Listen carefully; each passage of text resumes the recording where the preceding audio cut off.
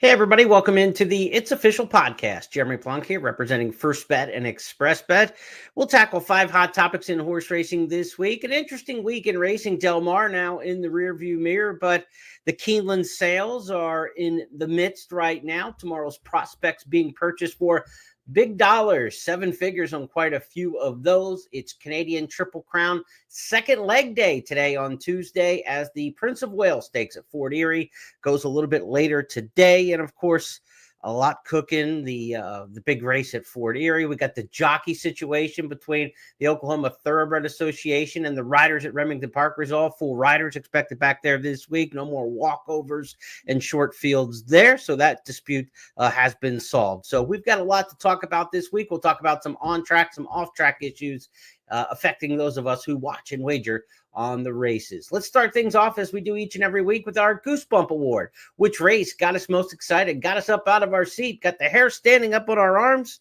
Well, we go to Kentucky Downs last week for the Kentucky Downs Juvenile. Street Beast was already a winner at the meet for Ben Colebrook, came back second time at the meet, and just whistled by 7. At the top of the lane, and it's Baytown Dreamer in front. Baytown Dreamer coming back to them. Street Beast is throwing down the gauntlet, followed by Thunder Zeus, and JJ Gray's about to get involved. And so too, Awesome Connection being hooked off the rail by Jose Ortiz, but Street Beast has dashed to the lead. It's a good lead coming up the hill through the final furlong for Street Beast in the Juvenile Mile. He's put paid to them in a matter of strides mid-stretch, and he's going to win in hand. He cruises home. Street Beast, he's a turf beast, wins by 6 lengths. Awesome Connection, Baytown Dreamer, then either Swamp King or JJ Gray for 4th.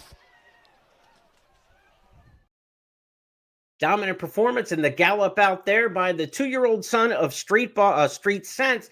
Cost just $85,000 in the 2-year-old sales, but certainly Street Beast, a horse for course at Kentucky Downs, winning 2 at the meet, now 3 career starts, a second in the debut performance, now back-to-back wins. We'll see if Ben Colebrook goes forward towards the Breeders' Cup Juvenile Turf with this one. And that brings us to our second topic this week. What happens at Kentucky Downs stays at Kentucky Downs, as the old Las Vegas pun goes. Kentucky Downs is a place that horses love and horses hate, and the ones who love it run up big records there and, of course, collect the big money in the purses. Just absurd amounts of money going through the betting windows as well as through the purse accounts at Kentucky Downs this meet. With 1 day left of racing on Wednesday, they're on pace for record handle. They keep setting individual day records at Kentucky Downs, and, of course, we expect a big day tomorrow on Wednesday for Dueling Grounds Oaks Day on the 7th and final card. The pockets are lined, no doubt about that, at Kentucky Downs. But what does it mean moving forward? Because what happens at Kentucky Downs tends to stay at Kentucky Downs. We know it's been talked about over the years. No Kentucky Downs alum has gone on to win a Breeders' Cup race using that as a prep. Of course, we saw Tourist a couple years ago win the Breeders' Cup Mile. That was back in a couple years ago. Now we talk 2016, almost a decade ago. But Tourist was a horse who ran at Kentucky Downs the previous year. So a full year later, that's as close as you can get to an alumni connection of these horses having success at Kentucky Downs and transferring that other places. But again, a decade ago and a year removed from running at Kentucky Downs, we're talking about Tourist. No horse from Kentucky Downs has gone right out of there to win a Breeders' Cup race. We'll see if things change for horses like Street Beast, a potential horse for the Breeders' Cup Juvenile Turf.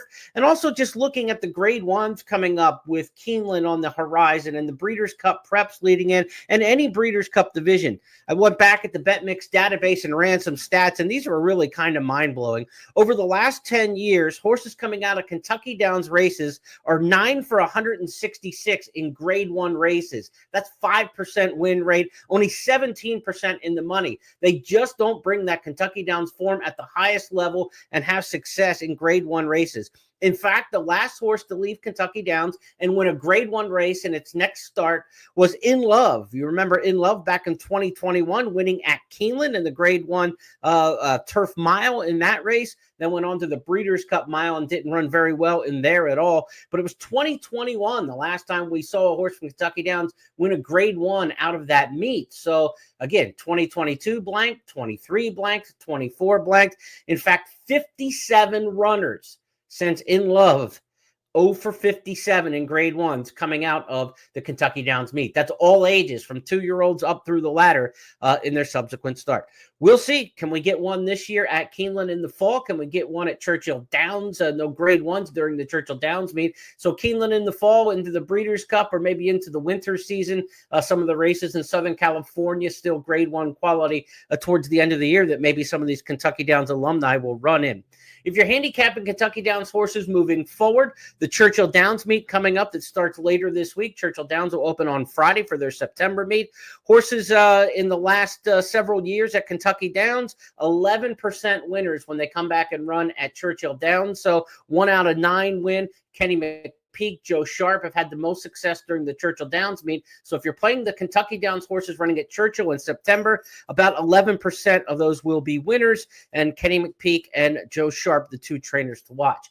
At Keeneland, you hear it talked about a lot, the success of the Kentucky Downs horses, but there's a high volume there. They're not really that successful when you look at it. Only 8.6% winners coming out of the Kentucky Downs meet running at Keeneland. So about 1 in 11, 1 in 12 starters get to the winner's circle. Wesley Ward, Rusty Arnold, Shug McGahee, the trainers who have had success with the horses exiting Kentucky Downs at Keeneland during the October meet. So look for Ward, Rusty, and Shug to have some success with the Kentucky Downs horses. But in general, they really don't perform at a high strike rate. They will get a decent number of winners during the course of the meet because of the high volume. But again, don't overemphasize the Kentucky Downs horses when they move on, whether it's Churchill right away or Keeneland subsequently after that. And certainly when we get to the Breeders' Cup, seems to be a little bit of a dwindling success as the ladder goes farther and farther away from the Kentucky Downs meet. What happens at Kentucky Downs in Franklin stays in Franklin, apparently. Let's go now to our third topic this week on It's Official. Once Upon a Time. This is a story about a race that once was, but no longer is, and was renewed last week. Talking about the Super Derby at Louisiana Downs. If you're a fan of horse racing going back into the 1980s, you remember this as one of the absolute cornerstone races on the American calendar, especially for the 3-year-olds. It was run this past weekend. It was won by Brad Cox's Instant Replay. Let's take a look back at that race this weekend, and we'll talk about just how mighty the race once was and how far it has fallen. They turn from off 6 furlongs in 1:12.74 seconds. Perry County digging in. Mr. Omaha runs at him, as does Instant Replay. Then it's Fountain Lake, a final furlong. Perry County, Instant Replay taking aim. Then it's Mr. Omaha and Fountain Lake. The leader is Perry County. Outside Instant Replay. Perry County, Instant Replay, Instant Replay. Perry County noses apart in the Super Derby. It was Instant Replay as the 1-2 favorite winning.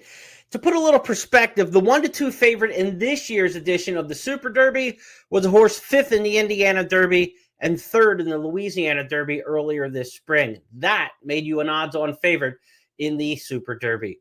This race, though, when you talk about its history, what a storied beginning it had. From 1980, when it debuted, Temperance Hill, the Belmont winner for Joe Canty, won that year. Island Whirl would win it the next year, go on to become a Woodward and Whitney winner. Reinvested, 3rd in the 1982 Kentucky Derby, was the winner of the Super Derby. In 1983, they got the Kentucky Derby winner for the first time in the winner's circle with Sonny's Halo. The next year, it added a Preakness winner in Gate Dancer in 1984. And for a Triple Crown sweep, if you will, the 85 winner was Belmont winner Creme Fraiche, who would go on twice to win the Jockey Club Gold Cup. So from 82 or 83, 84, 85, Derby, Preakness, and Belmont winners in succession won the Super Derby at Louisiana Downs. In 1986, it was Wise Times who won the Travers and Haskell and really was 1986's second half 3-year-old of the year. In 1987, the great Ali Sheba came up just short in the Belmont Stakes without Lasix. He won the Derby and Preakness that year. Couldn't take down the Triple Crown when Bet Twice defeated him, but Ali Sheba was successful in the 1987 edition of this race, the Super Derby. Seeking the Gold, a Travers winner who'd go on to run second in the Breeders' Cup Classic, won the race in 1988. And in 1989, the great Sunday Silence, the Kentucky Derby, Preakness, and Belmont Stakes runner-up, just missing the Triple Crown, the Easy Goer, wrapped up an unbelievable decade for the Super Derby. But the race isn't what it once was. It did not run after COVID for a few years.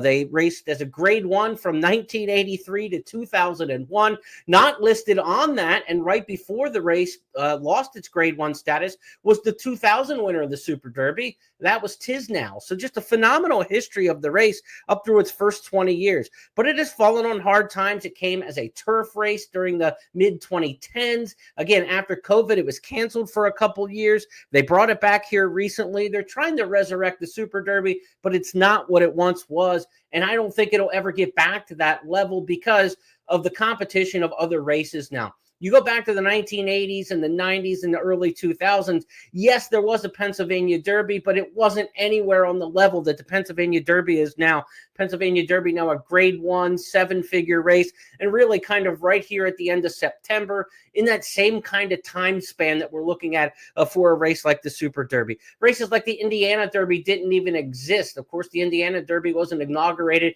until the mid-1990s with the opening of Hoosier Park in 94 for harness and 95 for thoroughbred racing, and then, of course, moved to Indiana Grand. You didn't have races like the Indiana Derby. The West Virginia Derby was really, really a regional kind of summer race that didn't get much quality from around the country, but now gets a bit more of the ships and the horses from the Kentucky Derby and the Triple Crown Series. There's just so much more summer 3-year-old racing now. The Oklahoma Derby, when we're talking here, the Oklahoma Derby didn't exist until 1989-90 with the opening of Remington Park, in 88 for quarter horses, and in 89, the first Remington Park Derby. You're talking a race that was run in the spring for much of its early history at Remington Park.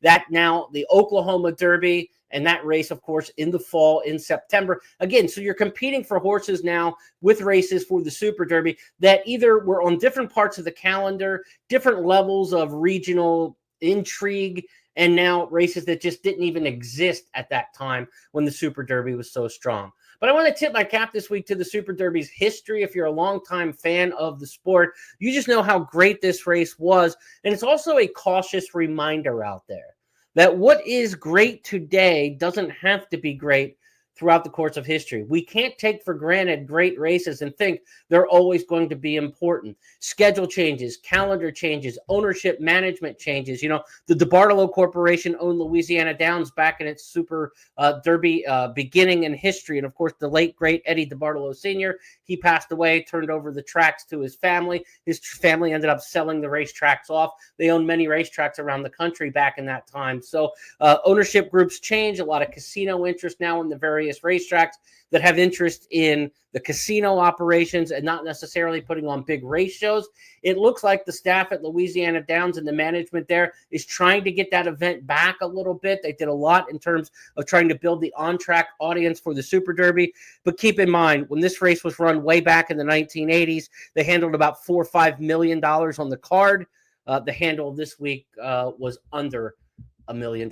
So, I mean, you're talking about a race who's lost more than 75% of its handle share over the course of the last 40 years, and that's not even inflation adjusted. So the Super Derby's got a long way to get back to ever where it was, but when you look at a history of a race where the leading jockeys all time in the race are Eddie Maple, Chris McCarron, and Lafitte Pincay, it's a little sad with what we saw this past weekend. But again, a reminder, this is why I'm doing the segment today. Don't take for granted the great races that we have today, and do everything you can as a fan to support them. And as a racetrack management group, anybody in management who watches this podcast, don't take your big events for granted. Don't take your customers for granted, because they're not always going to be laced up and down the line with Derby, Preakness, and Belmont winners in successive years. That's a look at a race that once upon a time had our attention, and this year gets our attention for a bit of the wrong reasons. Sentimental, no doubt, though, in discussing the Super Derby. Fourth topic this week on It's Official is something that we are so used to seeing. Bob Baffert's 2-year-olds dominating on the West Coast.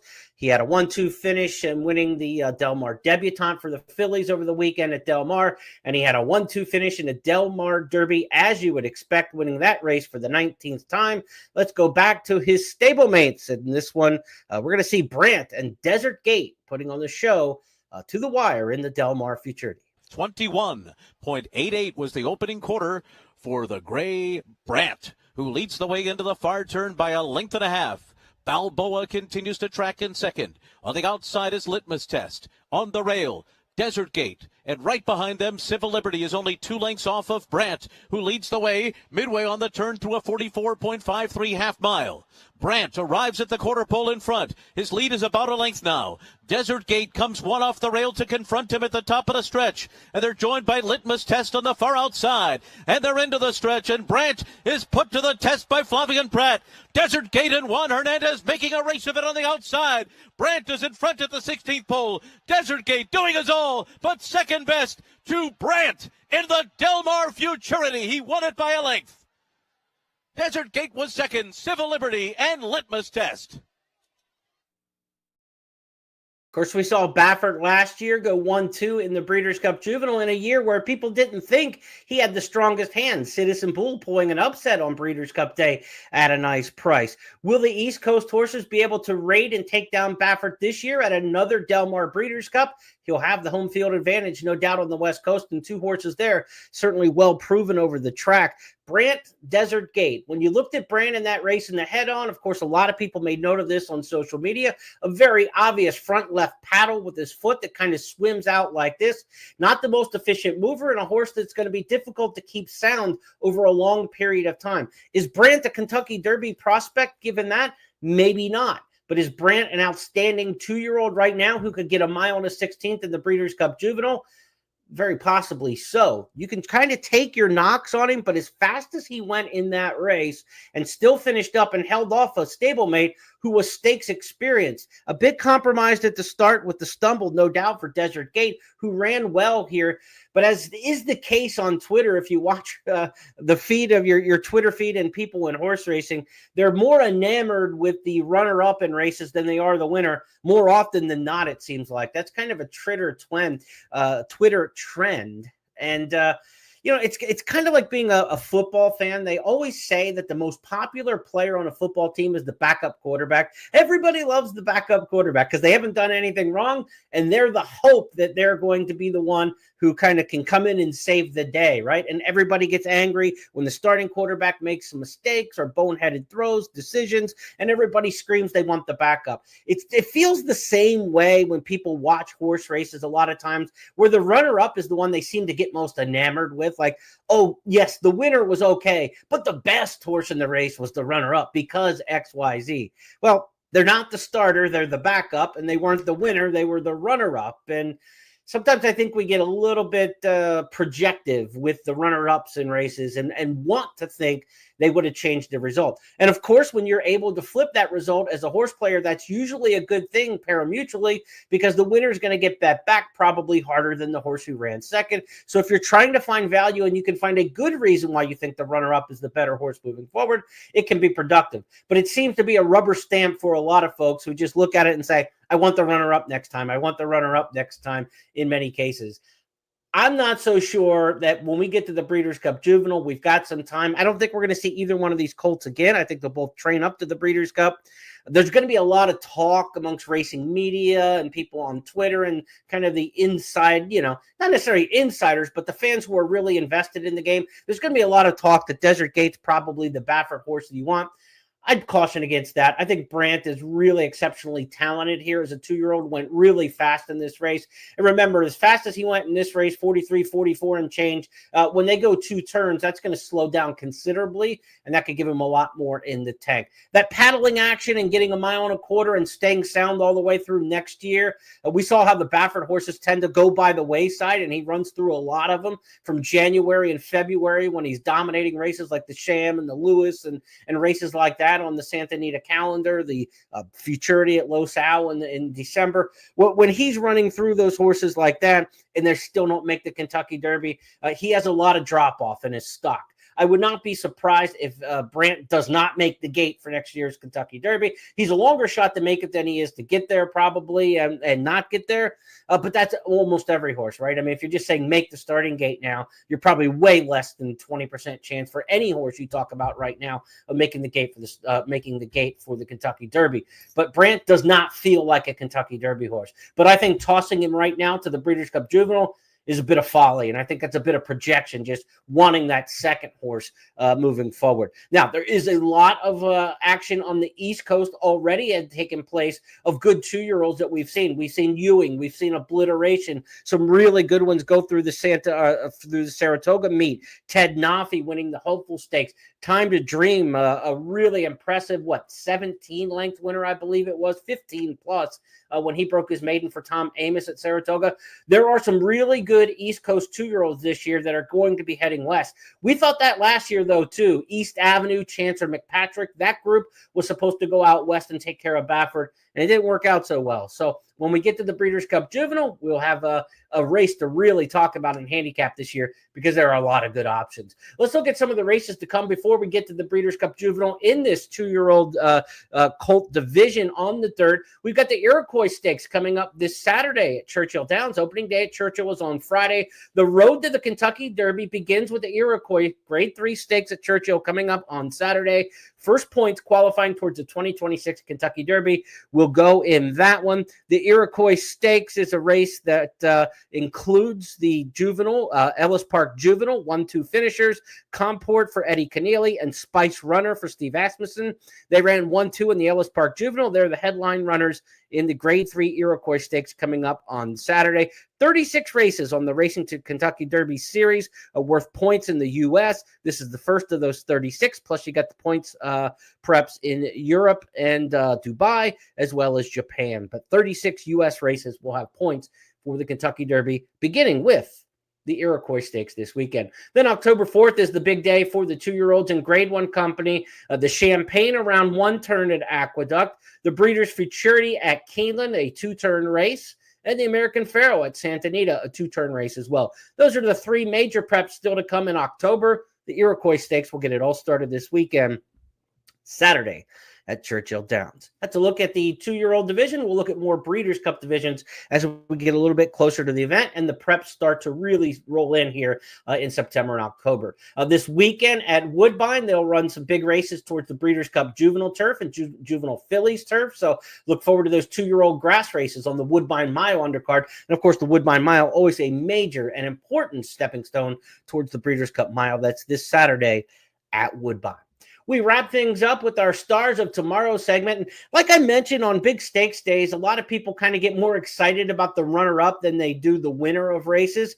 There's another little fascinating point about big race days as well. On Del Mar Futurity Day, whether it's a big race day at Del Mar, Saratoga, Churchill Downs, Pimlico, and Preakness Day, somebody wins on the undercard that gets everybody excited. And then they're like, that's the next big horse. Well, it seems to happen on a lot of these big undercards, and another one happened this weekend. The name is Boyd. Bob Baffert won the Del Mar Futurity running 1-2, but afterwards, most everybody was talking about Boyd instead. Here's why.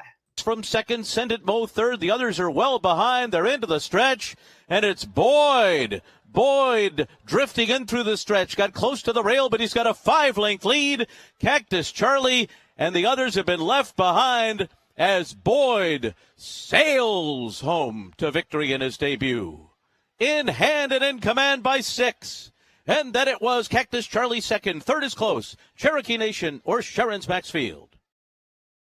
Big win, big gallop out for Boyd, the 8th 2-year-old maiden special weight winner of the meet for trainer Bob Baffert. John Sadler had 4. Nobody else had more than 1. This is a $1 million Timonium buy as a 2-year-old. Only cost $280,000 only in air quotes as a yearling. By Violence out of a Street Boss mare. I don't know how far this one's going to run particularly, but we do know that the second dam here, Rare Opportunity, was third in the Black Eyed Susan for trainer Roger Atfield in just her third career start, never raced again. So we really don't know how far this one's going to go, but with Street Boss on the bottom side as the dam sire, probably a 1-turn horse here, Boyd. We will see if this horse can stretch out. The dam, A Taste of Red, is a half the Texas Tower of Texas, who was a runner-up in the Woodbine Mile around 1 turn, also for Roger Atfield. So there's a lot of that Atfield influence on the dam side of the pedigree here for Boyd. But again, this was a $280,000 yearling by Violence. So a moderate price in there, a solid price, but not a blue-blooded price. But then this horse went for over $1 million after the 2-year-old sale because he worked fast. And he worked fast and he ran fast here in the 2-year-old debut. Boyd looks like a sprinter for Bob Baffert, but definitely looks like a future star to watch here. We'll see where this one ends up next, maybe to Santa Anita for that American Pharoah Stakes. We'll see if they try to get up to the Breeders' Cup Juvenile with Boyd. Let's take a look at our topics this week again on It's Official and review them. This week's Goosebump Award went from Kentucky Downs to Street Beast. Trained by Ben Colebrook, 7-length winner of the Kentucky Downs Juvenile Mile may be set for the Breeders' Cup Juvenile Turf.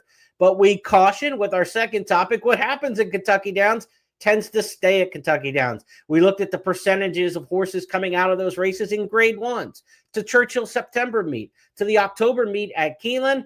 And what we learn is Kentucky Downs is a great place to line your pockets, but it's not necessarily a great place for bettors looking for next out performances.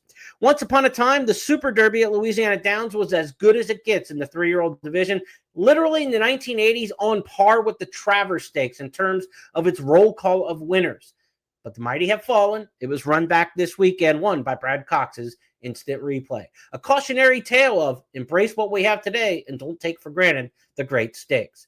Bob Baffert's boys seem ready to face the nation after running 1-2 in the Del Mar Futurity. Brant and Desert Gate will try to defend the title in the Breeders' Cup Juvenile that Baffert won last year with Citizen Bull. We also took a little preview look at the Ellis Park Run 2 finishers from the Ellis Park Juvenile running in the Iroquois this weekend. Iroquois Stakes kicked off the road to the Kentucky Derby Series. And our stars of tomorrow, it was back to Baffert. No surprise there with really the only major dirt racing in the country last weekend at Del Mar. It was Boyd, a dominant winner, first time out of the 8th 2-year-old maiden special winner of the meet for trainer Bob Baffert. Those 5 topics are now official because Jeff Siegel, the host emeritus of this podcast, and I say so. Again, continued best wishes to our great friend Jeff Siegel. We hope to have him back soon. That's going to wrap things up on the It's Official podcast this week. We appreciate you tuning in so much.